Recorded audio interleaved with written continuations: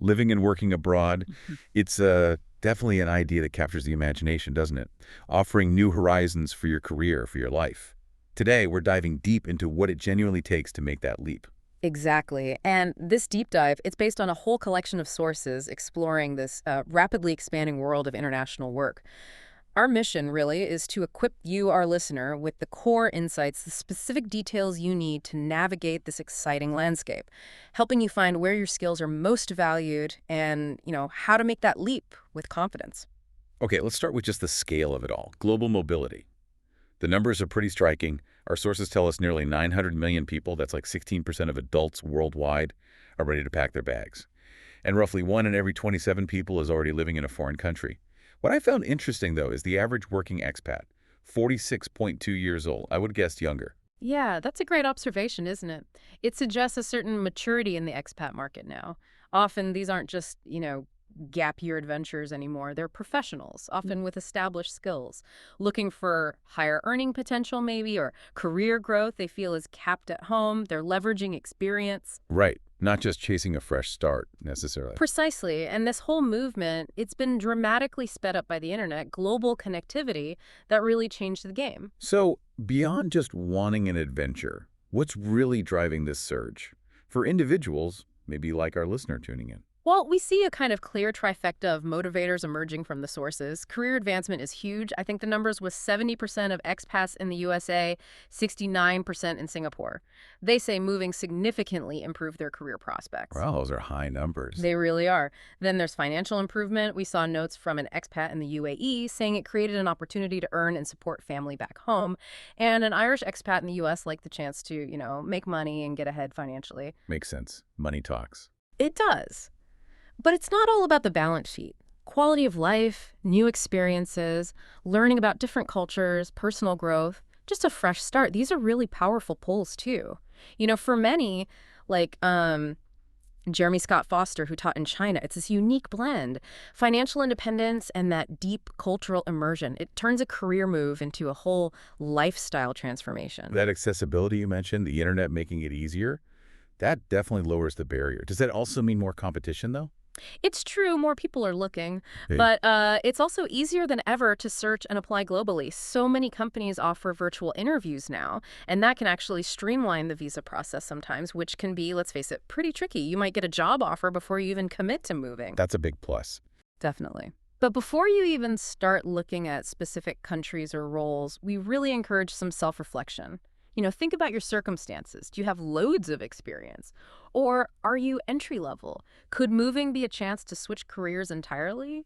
Could being foreign maybe actually be an asset, like for language teaching, or if a company needs specific country expertise? Good point, like for exports or something. Exactly. And are you thinking freelancing? Digital nomad visa? Or could you maybe even move your current job abroad if your company has a global presence? Asking these questions helps tailor your search, helps you see your unique value. Okay, that's a crucial first step for sure. Mhm. Once you've kind of honed in on your goals, the obvious next question is, Yeah. where? When we talk about top countries, beyond just high salaries or low taxes, Yeah. are there any subtle shifts happening? Things making certain places particularly hot right now? Yeah, that's where digging into the data really helps. We look beyond the obvious at things like the number of big companies, connectivity, quality of life, even work visa duration.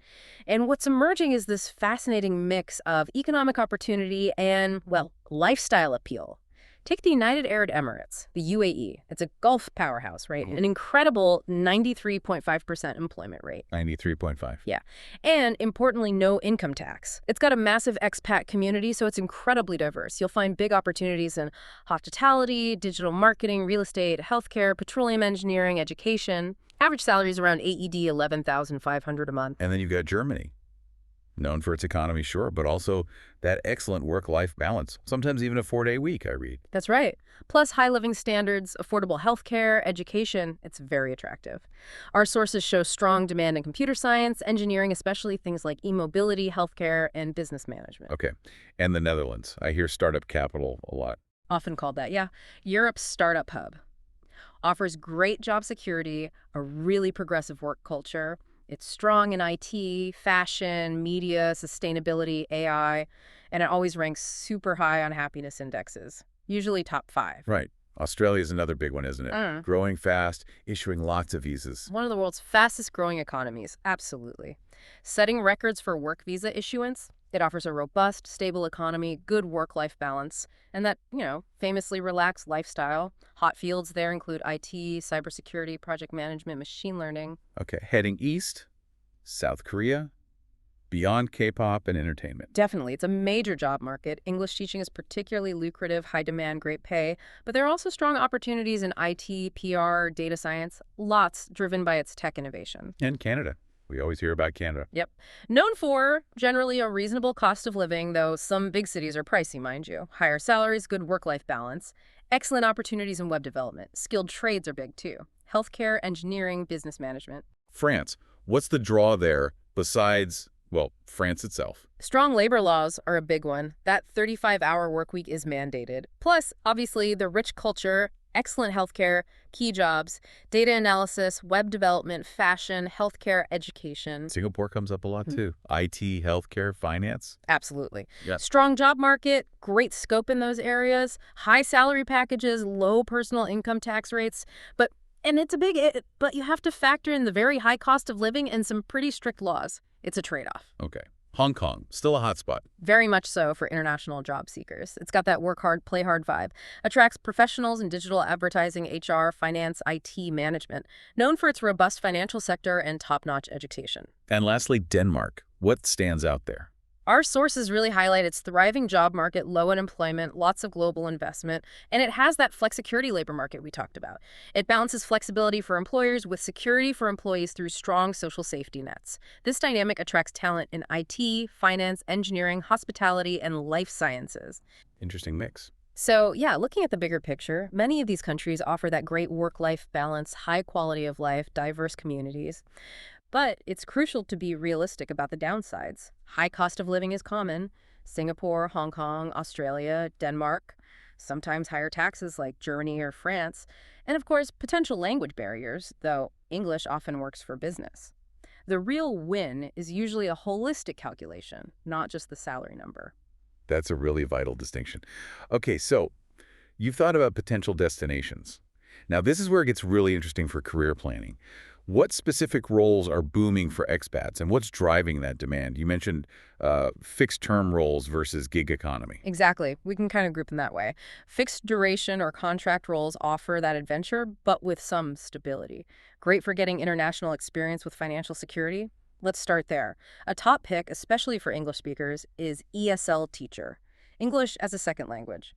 High demand, excellent pay, especially across Asia, UAE, Japan, South Korea, China, Vietnam, Taiwan. Right, we hear about that a lot. Yeah, and it's not just a job, it's a direct path to a really deep cultural immersion. You often need a TFL certificate, but that's usually achievable. Okay.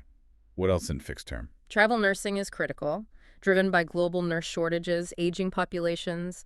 Countries with advanced healthcare systems, Switzerland, Luxembourg, Denmark, Australia, Dubai, Canada, they offer high salaries, sometimes over $100,000 US.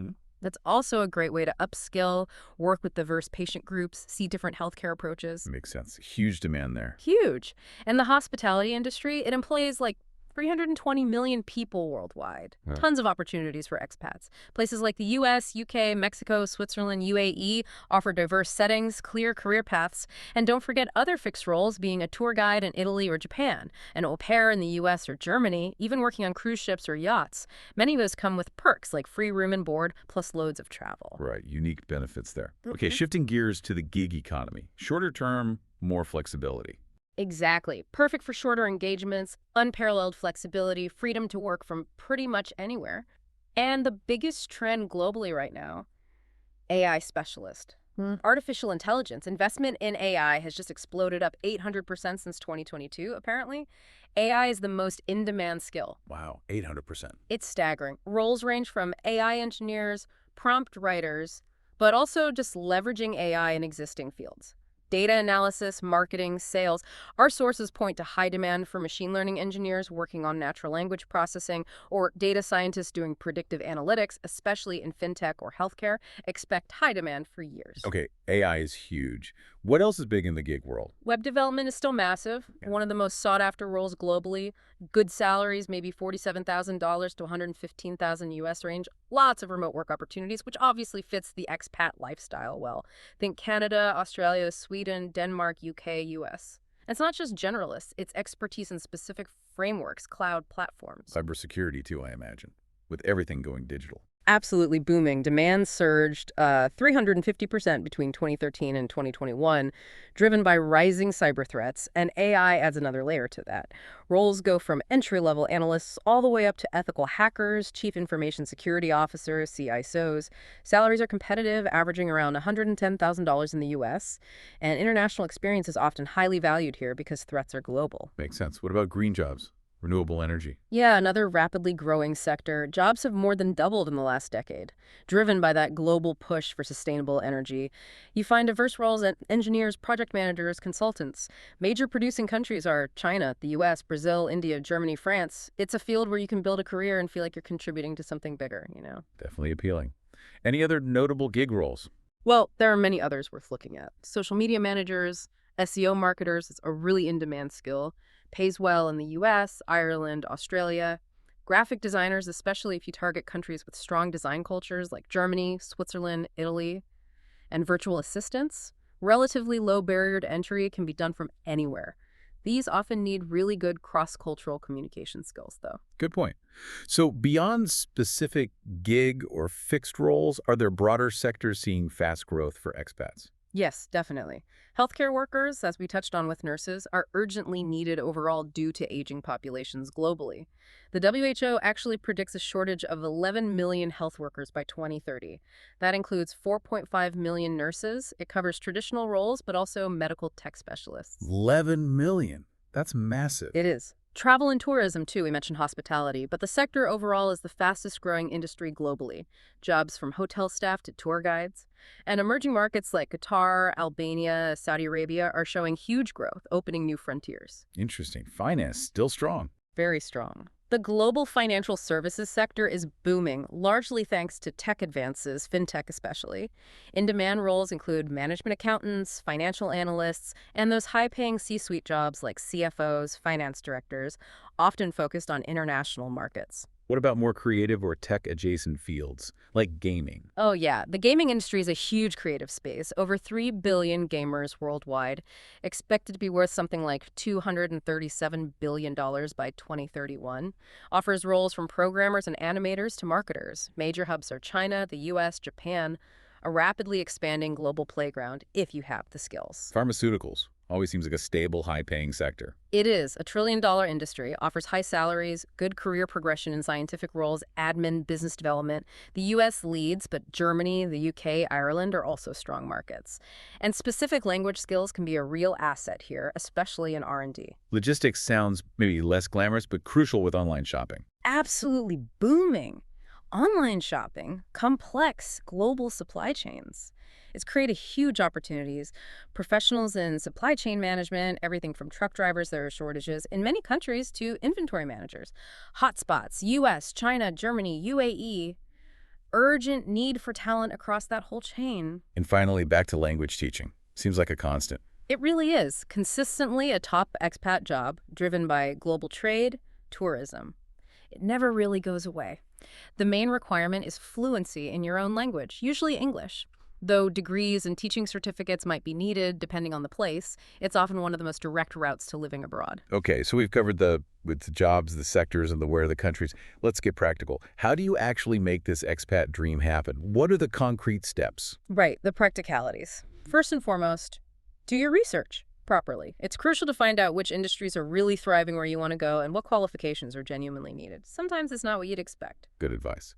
And then the paperwork, visas. Yes. Got to get the right visa and work permit. Many countries require a specific work visa.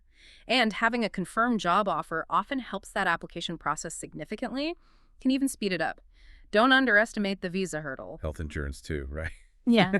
Can't forget that. Absolutely critical. You should seriously look into international health insurance. In some countries, the company might arrange it. In others, you're obliged to have it just to enter. Don't leave it to chance. It's your safety net. Okay, language, we touched on it, but how important is fluency versus, say, just business English? It's interesting.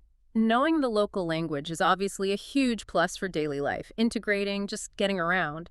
But for business, English is often the lingua franca in many international settings. A solid grasp can open countless doors. Online courses, tutors, they can help you prepare. It's maybe less about perfect fluency, more about cultural adaptability and clear communication. Makes sense. What about finding support? It must feel isolating sometimes. It can. That's why networking and community are so important. Don't underestimate the power of connecting with others. Joining online communities for digital nomads, for expats like Nomads Talk, the Our Digital Nomads subreddit, specific groups like the Travel Nurse community on Facebook, or David's ESL Cafe for teachers, these provide safe spaces for questions, they have job boards, offer invaluable support from people who get it. And then, networking in your new country once you arrive is absolutely vital, professionally and personally. So all this raises a big question. Can any job be taken abroad? Or are some just not portable? Our sources seem to suggest that, honestly, with the right mindset, and if you actively seek out opportunities, you can find a path for almost any career overseas. It really comes down to being adaptable, being open to new possibilities, and often reframing how your existing skills translate into a global context. Okay. So wrapping up, we've explored a lot today. The huge opportunities in working abroad, the global pull factors, those top countries valuing expat talent. Right. And the diverse range of in-demand jobs, from teaching and nursing to AI and logistics. We've also walked through those practical steps to make it happen.